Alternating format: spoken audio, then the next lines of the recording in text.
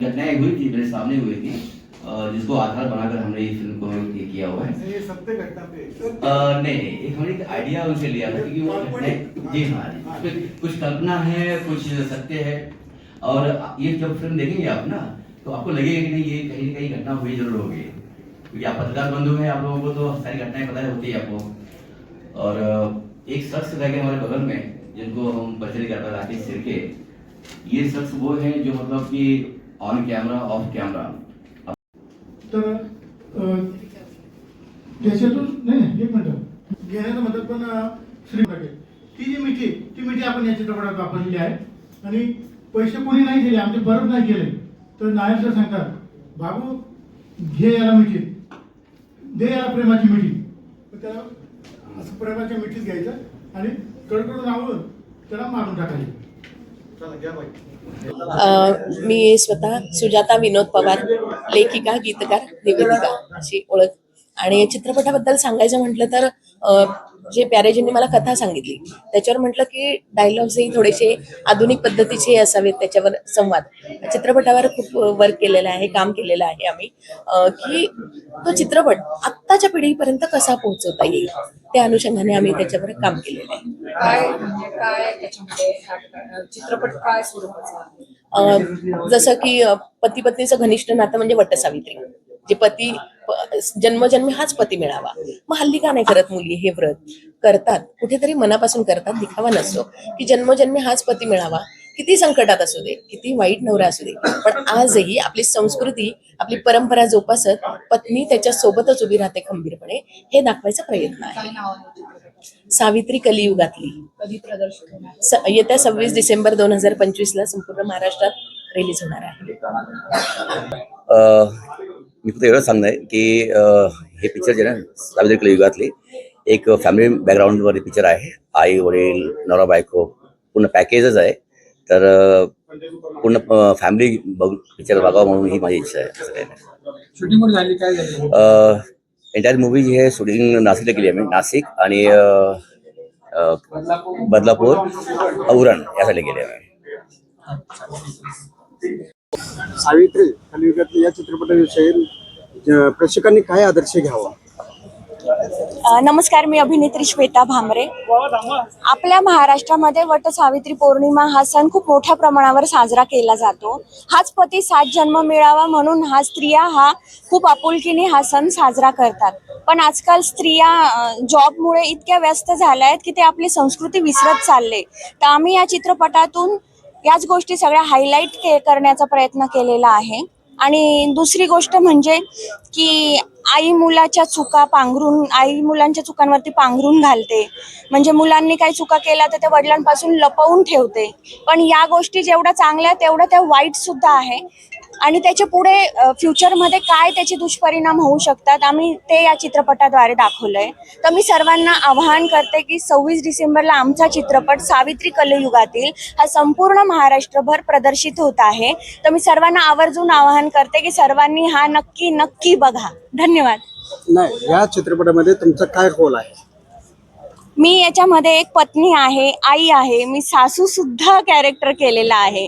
याआधी मी हे असले कॅरेक्टर केलेले नव्हते, पण मला एकाच भूमिकेवरती अवलंबून न राहता मला वेगवेगळ्या भूमिका करण्याची आधीपासून मनापासून म्हणजे इच्छा होती. आणि ही इच्छा माझी पॅरेलाल शर्मा सरांमुळे पूर्ण झाली आहे.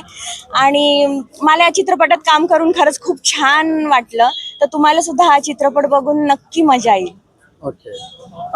नानासाहेब, तुम्ही या चित्रपटामध्ये काय रोल केलेला आहे? हा, या चित्रपटात मी ॲज अ खलनायक म्हणून काम केलेलं आहे. अच्छा.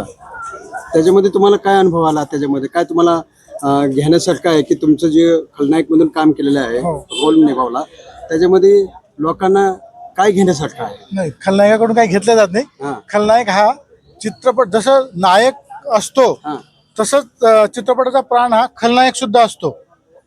अच्छा. हो, जोपर्यंत खलनायक तिथे तसं पॉवरफुल नसेल तर चित्रपट तसं पाहिजे तसं पॉवरफुल होत नाही. तर त्याच्यात मी आपलं जयराज नायर सर जे आहेत ते आणि आम्ही, ते वडील आहेत माझे आणि मी त्यांचा मुलगा आहे. तर ज्या बिझनेसमध्ये आम्ही आमचे पैसे कोणी परत नाही केले तर ते सांगतात मला, नाना घे याला तुझ्या प्रेमाच्या मिठीत. त्यावेळेस त्या व्यक्तीला प्रेमाची मिठी देऊन तिथेच मी संपवतो. आणि ह्यांनी मिठी मारली की सगळ्यांची शिट्टी वाजतेच. अच्छा. डायरेक्ट. बरं. मग तुम्ही या चित्रपटामध्ये किती गाणी आहेत? या चित्रपटात 4 गाणे आहेत. 2 लव्ह सॉन्ग आहेत, एक हळदीचं गाणं आहे आणि एक सावित्रीचं गाणं आहे. तुम्ही केसेसचा त्याग केले त्याबद्दल हा. हा केस विलन म्हटल्यानंतर थोडं डॅशिंग दिसलं पाहिजे म्हणून पूर्ण केस काढलेले आहेत, ओरिजिनल काढलेले आहेत. आता केस वाढवले. बरं. तुम्हाला या चित्रपटामध्ये काय रोल निभावण्याचा तुम्हाला संधी मिळाली? मला याच्यामध्ये जोगळेकर हे विनोदी पात्र निभावण्याची संधी मिळाली, पण हे पात्र फक्त विनोदी नसून की मैत्रीसाठी कसा माणूस जगतो, म्हणजे मित्र जो आहे तो कशा पद्धतीने एक मैत्री निभावतो असा तो भूमिका आहे. म्हणजे प्रत्येक ह्याच्यात तो साथ देतो. अच्छा. सुजाता आपलं पवार. नाव सुजाता आहे. हा. तर सुजाता, तुम्हाला या कामामध्ये तुम्हाला या चित्रपटात तुम्हाला कुठला रोल दिला गेला आणि तुम्हाला काय अनुभव आला या घटनेच्या मध्ये? तुम्हाला काय संधी मिळाली आणि त्याच्यामध्ये आनंद काय मिळाला, याच्यामध्ये काय घेण्यासाठी काय? आता चित्रपटाचं म्हणाल रोल तर माझा लेखिकेचा रोल आहे, संवाद लेखिका आणि गीतकार. संवाद लेखिका आणि गीतकार म्हणून माझा या चित्रपटात रोल आहे.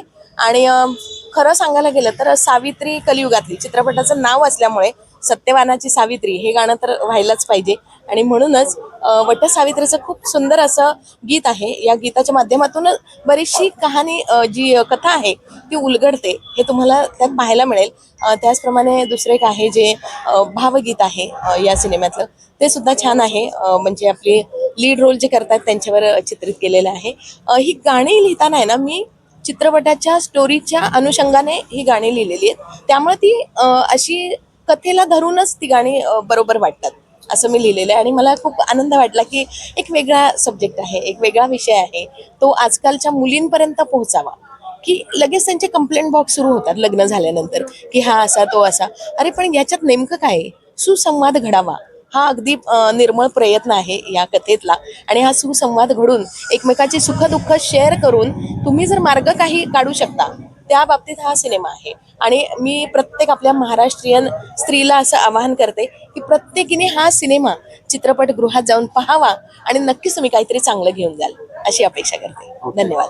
श्वेता, महिलांना न्याय मिळेल का? हे दिवसाप्रमाणे आता कलियुगामध्ये होत चाललेलं आहे, वाढत चाललेलं आहे.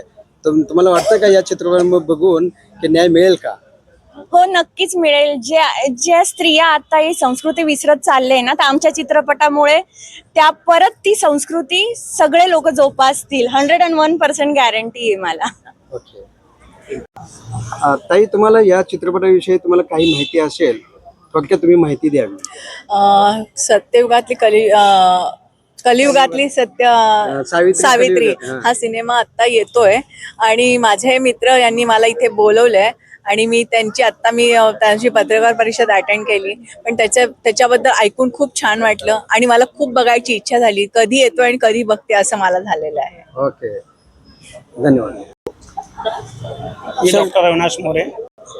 मी या सावित्री कलियुगातील या चित्रपटामध्ये पंडितजीची भूमिका करतोय.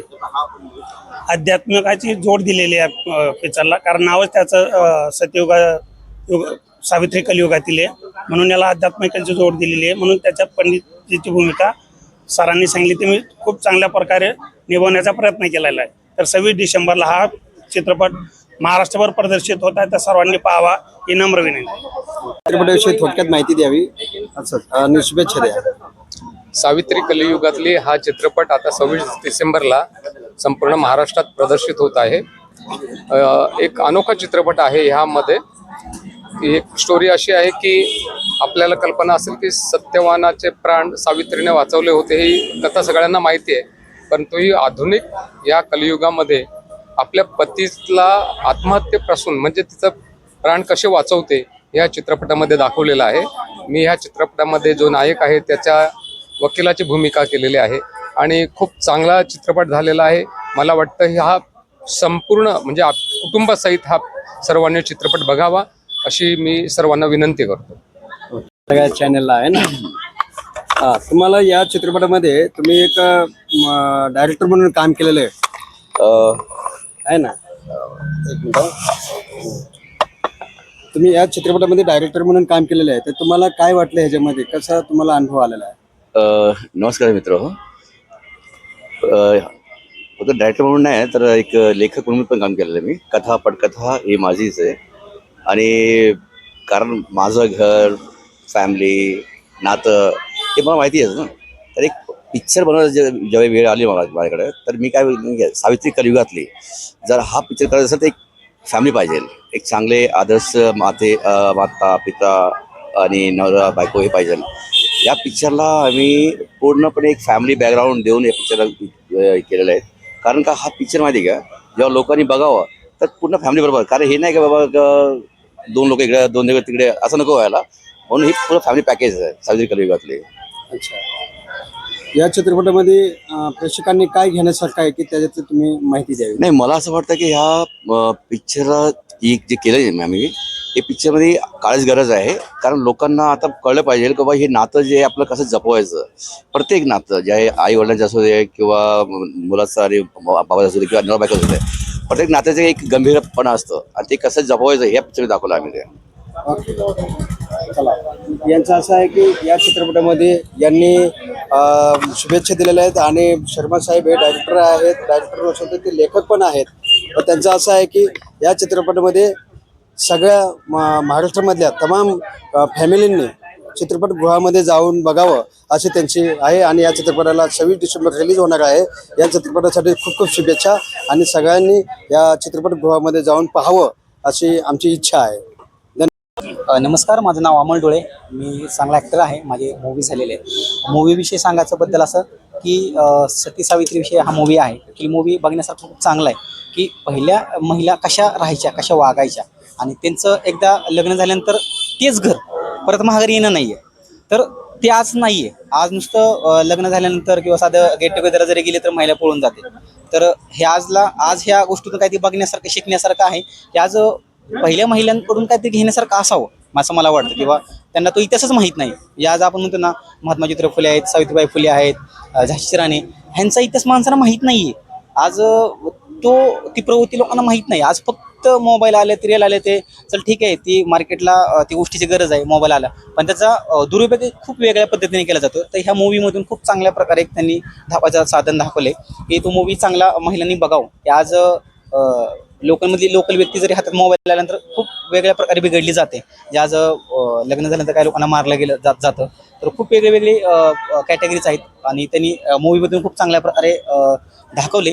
तर मूवी एकदा महिलांसाठी खूप चांगल्या पद्धतीचं आहे. एकदा महिलांनी बघावं आणि शिकण्यासारखं खूप आहे, घ्यावं ही माझी हां, तर मला या चित्रपटाविषयी काय सांगायचं थोडक्यात माहिती द्या. खरं तर अतिशय आनंद होतोय की सुजाता मॅडम आणि मोहन पॅगला सर यांनी सर्वांनी त्यांच्या सर्व टीमने हा अतिशय सुंदर असा घरगुती म्हणजे सर्व फॅमिली मिळून एकत्र बघतील असा हा चित्रपट त्यांनी बनवला आहे. त्याबद्दल माझं त्यांना खूप त्यांना शुभेच्छा आहेत. आणि खूप आनंद पण यासाठी होतो की आजकालचे सर्व चित्रपट आपण बघतोय की काही पिक्चर आणि काही चित्रपट असे आहेत की आपण जे लहान मुलांसोबत आपण फॅमिलीसोबत पाहू शकत नाहीत किंवा काय. अशा सगळा वर्ग जो आहे तो ग्रामीण भागात तसा जास्त वर्ग आहे, बरोबर. आणि हा चित्रपट तशा स्टोरीवर आधारित म्हणजे अर्थात कलियुगातली सावित्री नावातच सर्व त्याच्यामधून समजून जाते की या चित्रपटात काय दर्शवलं असेल. आणि हक्काने एका नवऱ्याच्या पाठीशी बायको कशी उभी राहते आणि एक मुलाच्या पाठीशी आई कशी उभी राहते या विषयावर धरून त्यांनी चित्रपट केलेला आहे. तो सुंदर असा आहे. तर माझ्याकडून आणि आमच्या सर्व टीमकडून चित्रपटाला खूप शुभेच्छा आहेत. आणि असेच चित्रपट सर्वांनी ज्या भूमिकेत प्रमुख भूमिका असतील किंवा साईड आर्टिस्ट म्हणून काम केलेलं आहे सर्वांना शुभेच्छा आहेत. आणि नक्कीच आम्ही पण चित्रपट मध्ये जाऊन पाहावा 100%. मी सर्वांना आवाहन करेल की नक्की सर्वांनी हा चित्रपट ज्या चित्रपटगृहांमध्ये रिलीज होतोय त्या ठिकाणी जाऊन सर्वांनी हा चित्रपट पाहावा आणि चित्रपटाला खूप मनापासून सर्वांनी शुभेच्छा द्याव्यात. धन्यवाद.